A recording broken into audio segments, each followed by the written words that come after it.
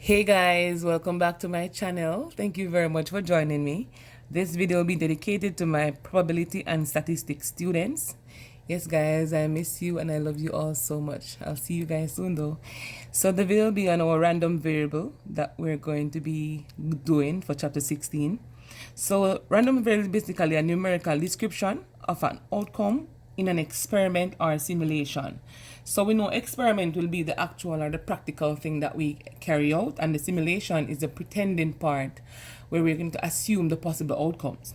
All right, so random variables are normally denoted by the letter X, and this X is normally a capital X. All right, before we get down into the question that is at hand, we also need to know about the probability distribution. And this is basically the probability of an event occurring. And we have spoken about probability, for example, getting a head. So we'll say probability of getting a head on a coin. So it will be a probability getting a head and a tail and whatever it may be, even a die or whatever situation is. So in this case, the X would be the outcome that we're looking for. In this case, it would be head. So you all know this part already. All right.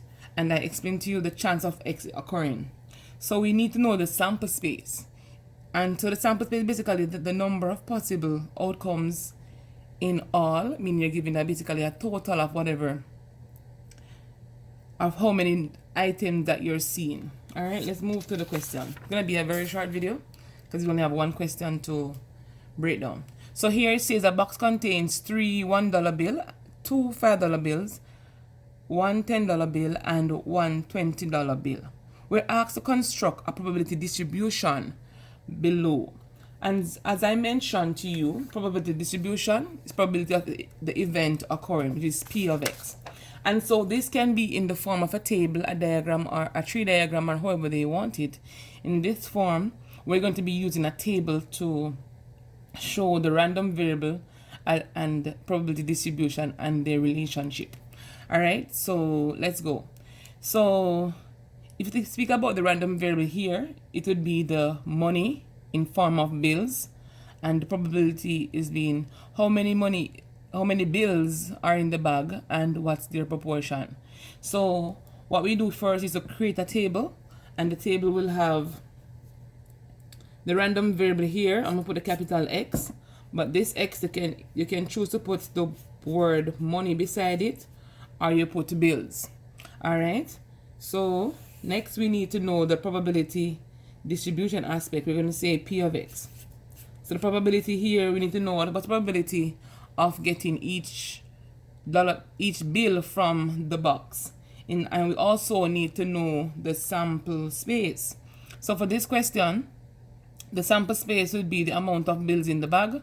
So we know we have 3 $1 bill, so that's 3. And put the word sample space here. I always write this word back where you guys would know.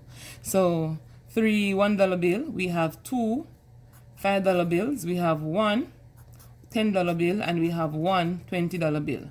So our sample space here is 3 plus 2 plus 1 plus 1. And Kendall will tell me this answer, but she's not here. But it's okay. So 3 plus 2 is 5, 5 plus 2 is 7. And so n is equal to 7. All right, now we're going to be identifying our random variable, which is the bill that is in the bag.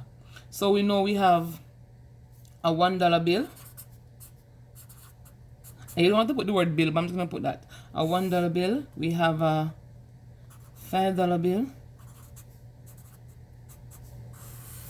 We have a $10 bill. And we have a $20 bill. So this will not be something that is new to you guys. You can think about this scenario and relate it to the one we did before with the marbles in a bag, and you will have a good idea of what we're going to be doing next. So the probability here, probability of an event occurring. So we tell the sample space, which is 7. So we need to know how many $1 bills are in the bag. So our chance of picking a $1 bill will be a 3 out of 7 chances because there are 7 in the bag. And the possibility of picking a $1 bill will be 3. So here will be 3 out of 7. A $5 bill we have 2 in the bag, so it's going to be 2 out of 7. A $10 bill, we have 1 in the bag, so it's going to be 1 out of 7 chance. And a $20 bill will also be 1 out of 7 chance. And so this is basically what your probability distribution will look like as it relates to your random variable. All right, so I hope this was useful to you all. So from this, you could be asked to find the mean. You could be asked to find the variance, as in how the data value varies. You could be asked to find the standard deviation. And you know, this is basically the spread of the data from the mean. However, in the next video, we're going to be doing some more questions that relate to the mean and all of that. So stay tuned.